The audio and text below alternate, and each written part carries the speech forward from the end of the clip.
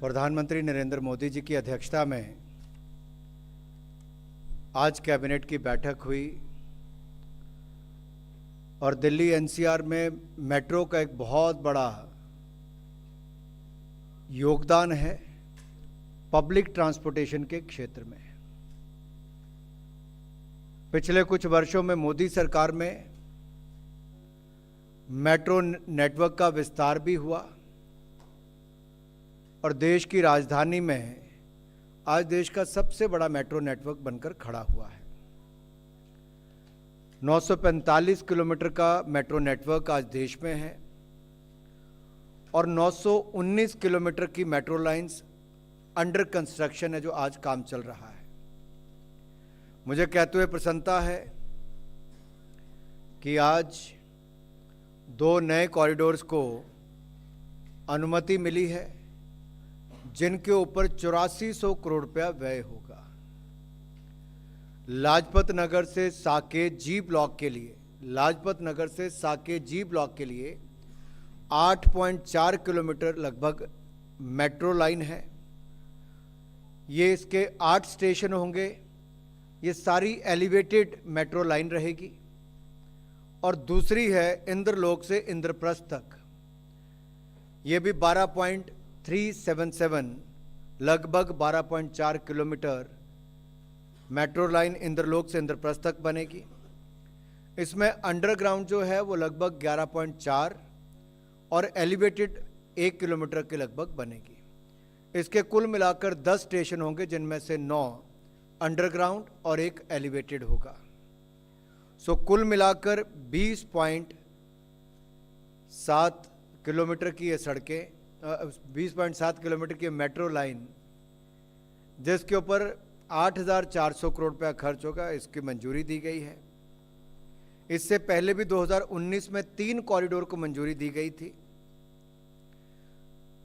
Arrow city Tughlakabad, are के आश्रम मार्ग से Janakpuri and west Janakpuri west तक थी और मजलिस पार्क तक, मजलिस पार्क से मौजपुर, ये तीसरा मजलिस पार्क से मौजपुर।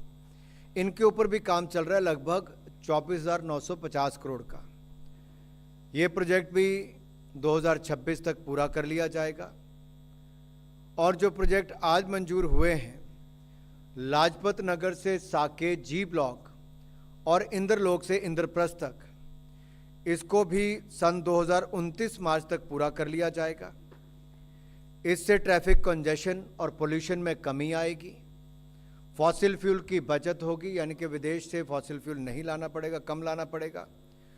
नागरिकों के यातायात में समय की बचत होगी और सुविधा भी मिलेगी और ट्रैवल कॉस्ट जो खर्चा आता है उसमें भी काफ़ी कमी आएगी।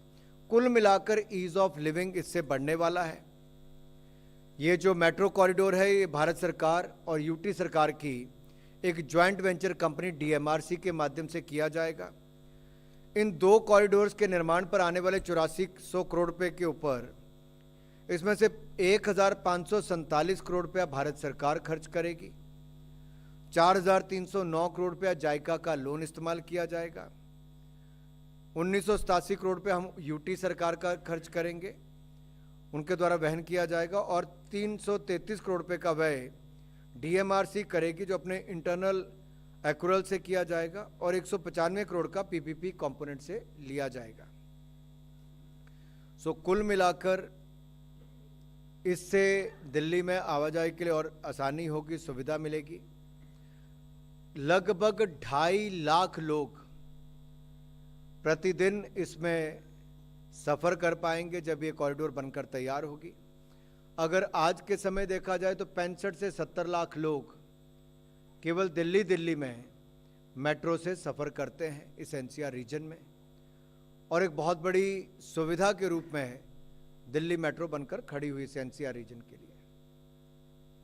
धन्यवाद।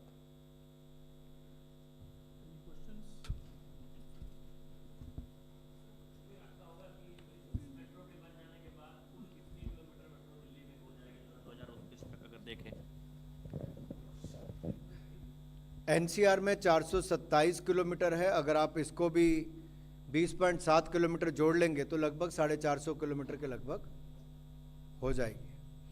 Yeah, Tarun? लाजपत नगर से साकेत जी ब्लॉक तक 8.4 किलोमीटर मेट्रो लाइन बिछेगी। ये सारी की सारी एलिवेटेड होगी। 8 स्टेशन होंगे, आठों के आठे एलिवेटेड उस पे ही होंगे।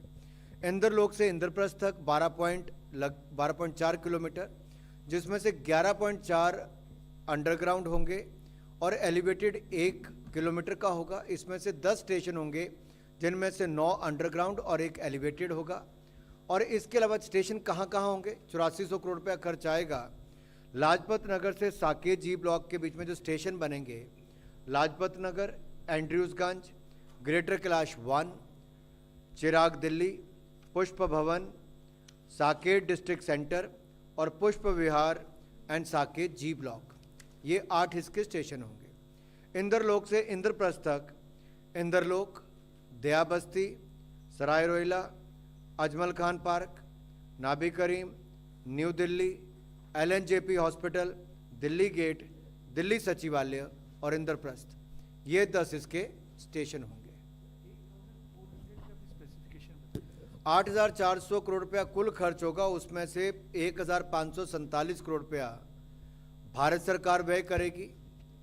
4,309 करोड़ रुपया जायका से ऋण लिया जाएगा और यूटी सरकार के माध्यम से 1,987 करोड़ रुपया खर्च होगा। 333 करोड़ रुपया DMRC अपने इंटरनल एक्रूअल से खर्च करेगी और PPP मोड पर 195 करोड़ रुपया रेज किया जाएगा। Yeah, any more questions? Otherwise, we can conclude the cabinet briefing. Yes. Microphone pass करिए यहाँ पे। माइक दे दीजिए भाई।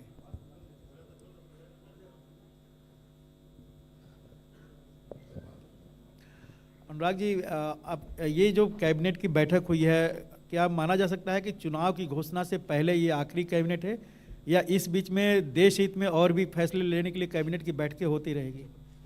आप सब लोग बहुत अनुभवी पत्रकार भी हैं और मीडिया के चैनल से मैं कहना चाहता हूं, कैबिनेट मीटिंग पर आचार संहिता की क्या रोक है? सरकार तो कॉन्टिन्यूटी में होती है और ऐसी कोई कन्वेंशन नहीं है कि भाई कैबिनेट मीटिंग नहीं होगी। देश हित में कोई निर्णय करने होते हैं तो होते हैं। सरकार की टर्म जो है या लोकसभा की भी वो 31 मई तक रहेगी। तो जो इलेक्शन कमीशन के अनुसार जब पिछली सरकार का गठन कार्यकाल जब पिछली लोकसभा का हुआ था, तब तक तो ये है ही है, जब तक अगली सरकार का गठन नहीं होता।